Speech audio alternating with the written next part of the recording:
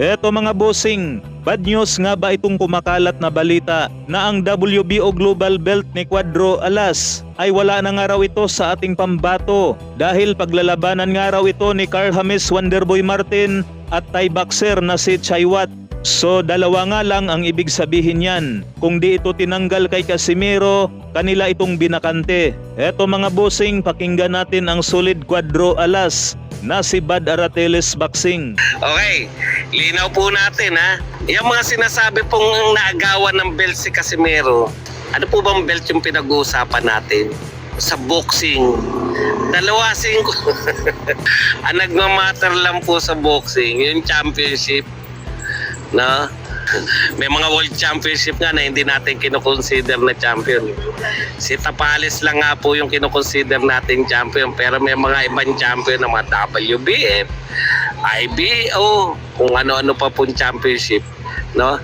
Ang nagmamatter lang po yung 4 major belts, di ba? Ngayon kung ano yung sinasabi nilang belt na tinanggalan na naman daw, akala ko ba magtataho lang. Ngayon biglang may belt, pag tatanggalin biglang may belt.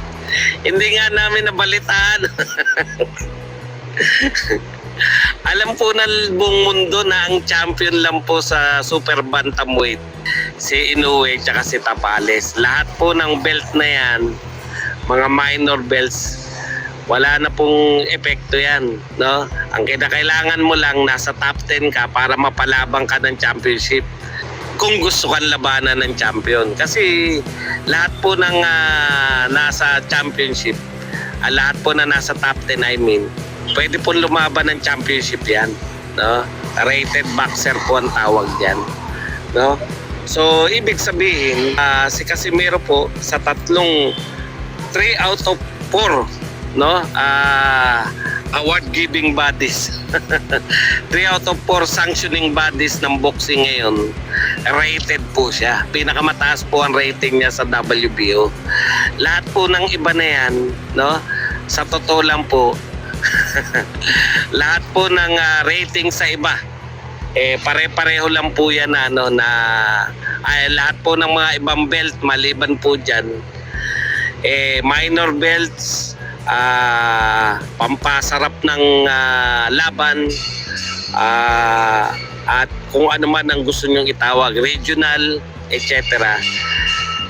Yung kalidad po ni Casimero, hindi na po siya naghahangad ng ganyan. Kasi siyempre, 3 division world champion na siya. World champion na po si Casimero. Kung mapanalunan niya man yung mas mabababang belt, wala na po yan Hindi na po yan masyadong wala na pong kumbaga, kung ikaw ay Philippine champion ka pa lang, tapos makakapanalo ka ng mga regional belt, importante pa yan, di ba? O PBF o mga iba pang minor world title belt, may epekto pa yan sa iyo kasi ano ka pa lang Philippine champion ka pa lang.